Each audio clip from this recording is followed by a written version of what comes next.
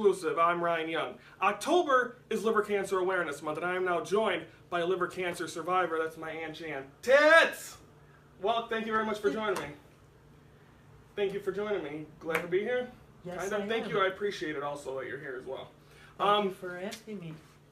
First things first, the question everyone wants to know. Where does tits come from? Because you comment on my stuff, you say tits.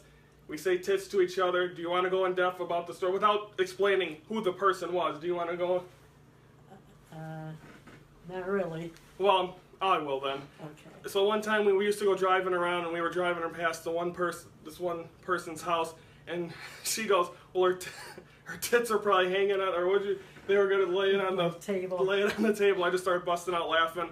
So that's kind of where that came from, and we just kind of ran with it from there. Like I didn't remember my graduation? You came with the 2 balloons and a broad strapped to the front of your car. So then also another thing, if you ever notice us in public, we go like this. You remember that story, right? No, I don't actually. She was delivering for my mom's pizza place, that's right. And all of a sudden she's walking up to the window, or walking up to the house with the pizza, and the woman's going like this in the window, like you were going somewhere else. So if you ever see either one of us go like this, that's the reason what it's for. But anyway, that's to get that out of the way. First things first, of course, what was the first thing that went through your mind when you found out you were diagnosed with liver cancer? Actually, death. That's the first thing that popped into my mind. It has to be. I was scared. That's pretty much it. You know, what can you think? They're telling you different things, and you just have to absorb them. Indeed. You had a few scares before. I don't know. Were you already diagnosed when you had them? Like when I fell on the floor. Yeah, the couple times you fell on the floor. Were you already diagnosed at that point? Mm-hmm. So, do you remember anything about all them struggles you went through during that? Because I know you said before, I believe you blacked out. You don't really remember a lot of that. But is there anything you do remember? Pretty much only the fact that I slept on the floor all night because I couldn't get up 2 nights in a row. I did that. Yeah. Because I went to the hospital and they said as long as I could walk from the bed to the bathroom, I could go home. Well, they shouldn't have sent me home, but they did. Who am I to judge? that's the line I always use. Yeah. Also, one person that really helped you a lot is your neighbor, Ruth. She's been there a lot for you during this whole thing too, wasn't she? Yeah. And she's older than you, isn't she? She's 80. And she's got more energy than probably both of us like combined. A quarter of her energy. God, she don't stop. Yeah, I don't know what I would have done without her or your mother. Yeah, she's always there for everyone. But you guys were all brought up by a wonderful woman. But we'll get to her soon. You then eventually got on the liver transplant waiting list, but that isn't easy, right? I mean, it's easy, like you said, it's easy to get on it. Yes. But there's a lot of qualifications. I went through extensive testing before I could even be considered for the transplant. And I mean, they put me through the mill, and then after I was accepted for the transplant, I went on the list, and the sicker you get, the faster you move up the list. And the doctors told your mother that if I wouldn't have got the transplant when I did, I wouldn't have been there for Thanksgiving. That's definitely something. I mean, they didn't tell you that, right? They told you. Did they ever tell you at any point like that you were very close to, or did they not tell a patient that they're close to the edge of death? Well, I don't really remember, because the doctor says to me, he said, "Don't you remember me telling you that you're going to have the transplant?" I said, "No." Because probably about 4 days, I don't remember at all. And you were in there for, what, 5, 6 weeks? 5 weeks. Because I remember going up there a few times. I remember once Halloween, and you were home for Thanksgiving, right? Yeah. So you were up there. I went in September 25th, and I got out November 5th. Now that would be, I mean, obviously it's no, that would be a terrible time for me to be in, because the Cubs, completely off topic, Cubs won the World Series November 2nd. So I watched him when I was. And you watched now. If I would have been in there and had like a blood pressure thing, they would have probably put me in a padded room. So I watched him, and the nurses kept coming in there because they said that was the only TV that was on the whole floor. Yeah, that game lasted till 10:30, 11:30 at night. So yeah. Yeah. Couple facts here. 17,000 people are placed on the nationwide liver transplant list, and of course, like you said, it's based on severity.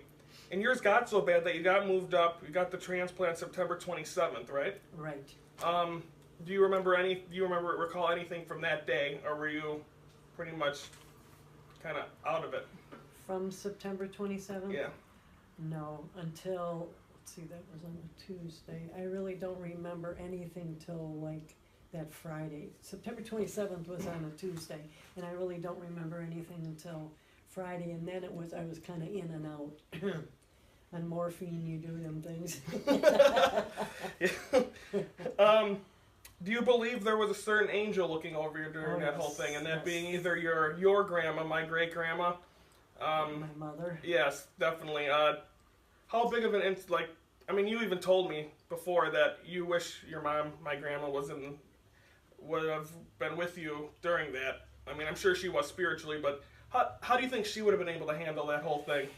I don't think she would have been able to. I think she would have stayed at the hospital, but I don't know. I don't think she would have been able to deal with it. But she was a strong woman, though. She would have been able to. I think she would have been able to be there for you.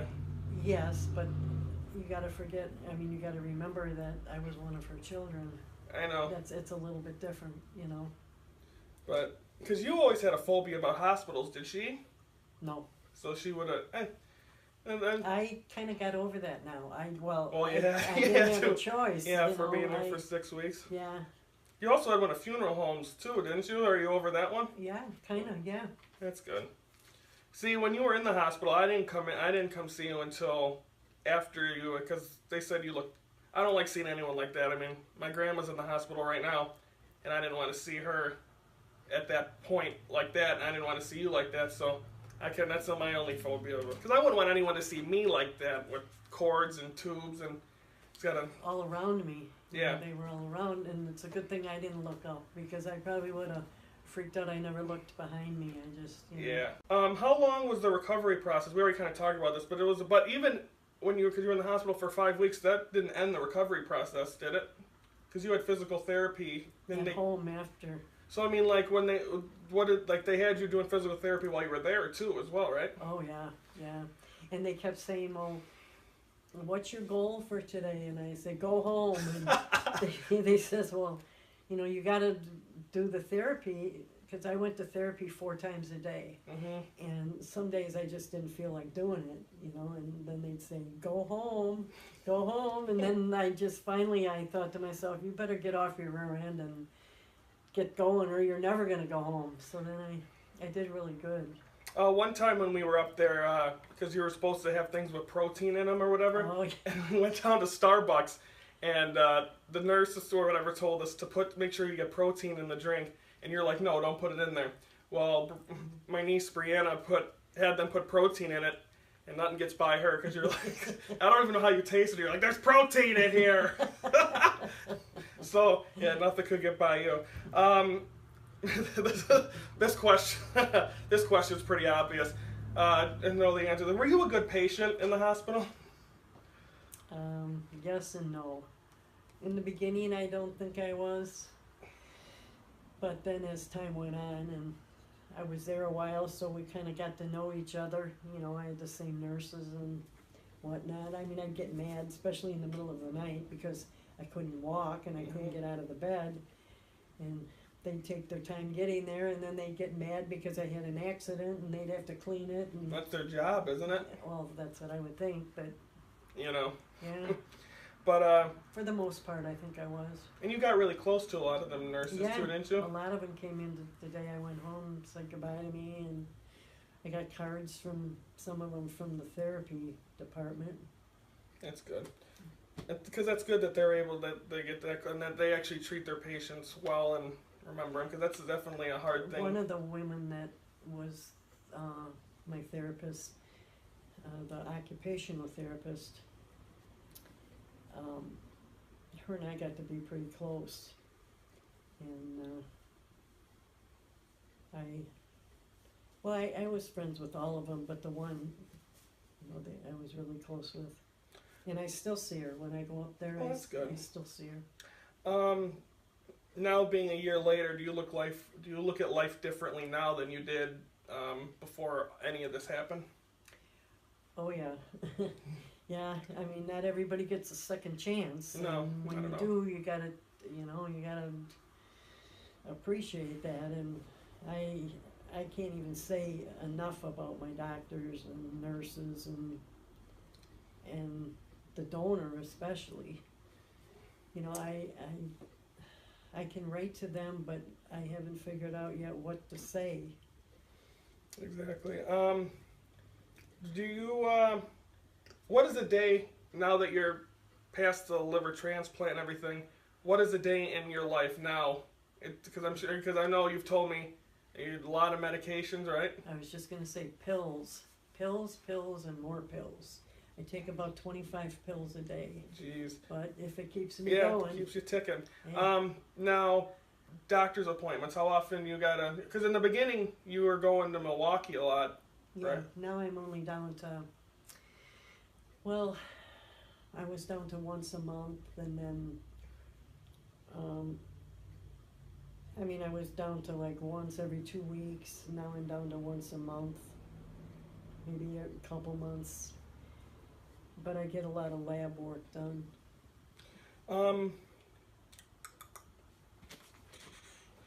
Here's a couple more. Stats. These are 2017 stats, by the way. 40,710 new cases just in 2017 for liver cancer. Wow.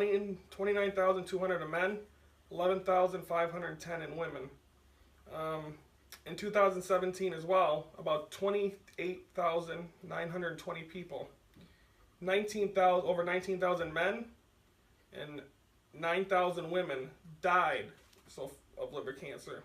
Do you consider yourself lucky to be alive? Yeah, I can't even tell you how thankful I am and blessed, and I can't even explain it.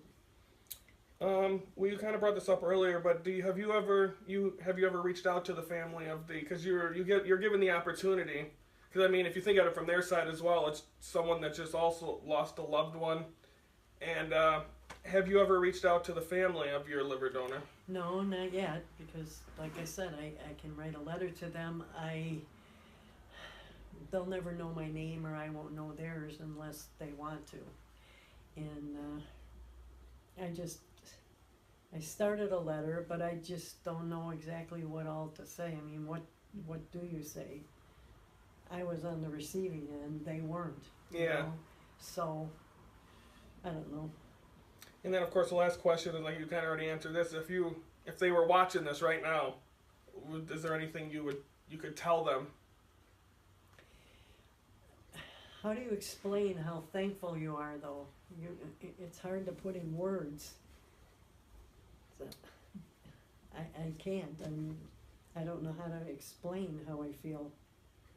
I'm thankful, I'm grateful, but how do you explain it to someone that just lost a loved one? Mm-hmm. It's hard, and plus it's still soon. A year isn't that long. No. I could still have problems, but so far I'm doing very well. Now, did the doctors ever give you? Is there ever a chance because it's a completely new liver, but is there ever a chance you could get it back? Yes, the doctor told me that. I said, the liver's gone, or the cancer is gone, right? And he said, yes, but yes, it can come back. Or it could go to another place. Organ? Yeah, but they watch that pretty close. I get CAT scans every 3 months, so. Okay, well, obviously we're glad to still have you here, and me and you are, and also there's another thing that you will never drink again, right? You've said never. It specifically. Yeah. You're just my designated driver for our our little rendezvous. Yeah, and the people we run into. Good Lord, unbelievable. You ever want to have a night of people watching? Find the white tank over at Town Square, and we'll show you a good time. Yeah. But thank you very much for doing this. I know it's been a year, but I'm sure some of that stuff's kind of still hard to talk about and for some of that it was probably hard to even remember, let alone that you were pretty much drugged up for probably most of that. Yeah. But anyway, that is. Thank God for the button. Thank you very much for doing it. I appreciate it. And that's been a Ringside Report exclusive for Liver Cancer Awareness Month.